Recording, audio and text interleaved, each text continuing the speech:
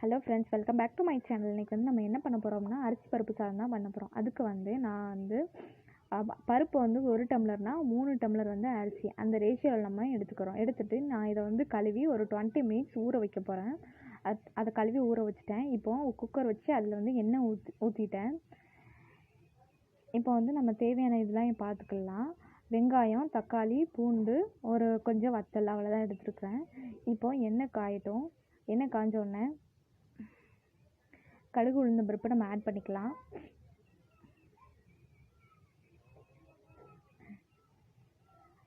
எண்ணெய் காஞ்சிட்டு கடுகு, உளுந்தம் பருப்பு ஆட் பண்ணிக்கிட்டேன்.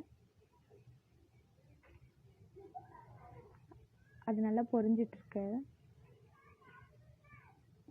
கடுகு, உளுந்தம் பருப்பு நல்லா பொரிஞ்சோடனே அடுத்து நம்ம ஃபர்தராக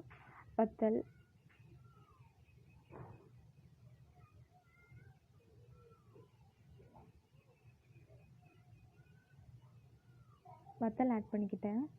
அடுத்து ஒரு கொத்து கருவேப்பிலை எடுத்து போட்டுக்கிறேன். கருவேப்பிலை போட்டுக்கிட்டேன். இது லைட்டாக மிக்ஸ் பண்ணி விட்டு அடுத்து நம்ம வெங்காயம் ஆட் பண்ணிக்கலாம். சின்ன வெங்காயம் எடுத்து வச்சுக்கிறேன், ஒரு 10-15 போல். அதை வந்து நம்ம இப்போ ஆட் பண்ணிக்கலாம்.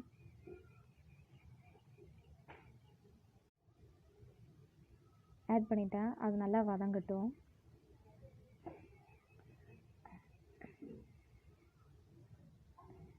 அடுத்து நம்ம வெள்ளைப்பூடு ஆட் பண்ணிக்கலாம். வெள்ளைப்பூடு இப்போ ஆட் பண்ணிக்க போகிறேன். வெள்ளைப்பூடு ஆட் பண்ணிவிட்டு லைட்டாக வதக்கி விட்டு அடுத்து நம்ம தக்காளி ஆட் பண்ணிக்கலாம். ஒரே ஒரு தக்காளி தான் எடுத்திருக்கேன்.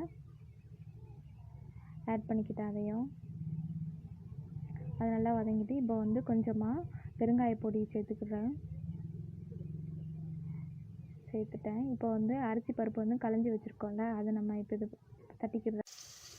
அரிசியும் பருப்பும் இப்போ ஆட் பண்ணியாச்சு. அதுக்கப்புறம் வந்து நம்ம மசாலா தூள்லாம் ஆட் பண்ணிக்கலாம். ஒவ்வொரு மசாலா தூளாக லைட்டாக மிக்ஸ் பண்ணி விட்டு இப்போ வந்து மசாலா தூள் ஆட் பண்ணிக்க போகிறேன். பாருங்கள், இப்போ வந்து மஞ்சள்தூள் நம்ம ஆட் பண்ணிக்கலாம்.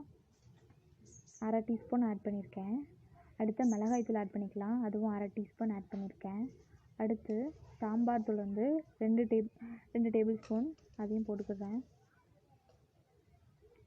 போட்டு எனக்கு சாம்பார் தூளில் காரம் இருக்கும், அதனால் கம்மியாக நான் வந்து இது மிளகாய் தூள் ஆட் பண்ணியிருக்கேன். உங்களுக்கு காரம் எப்படி பொறுத்தோ அதை பொறுத்து நீங்கள் போட்டுக்கோங்க. அப்புறம் பெரிய டம்ளருக்கு 2 டம்ளர் தண்ணியும், சின்ன டம்ளருக்கு 2 டம்ளர் தண்ணியும் நான் இப்போ ஊற்றிக்க போகிறேன். பெரிய டம்ளருக்கு ஆட் பண்ணியாச்சு. இப்போ சின்ன டம்ளருக்கு ஆட் பண்ணிக்கலாம்.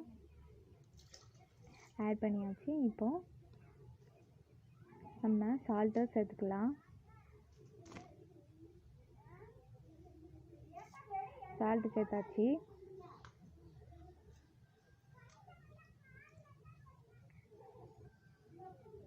இப்போது நான் குக்கர் மூடி போட்டு விசில் போட்டு வச்சுட்டேன்.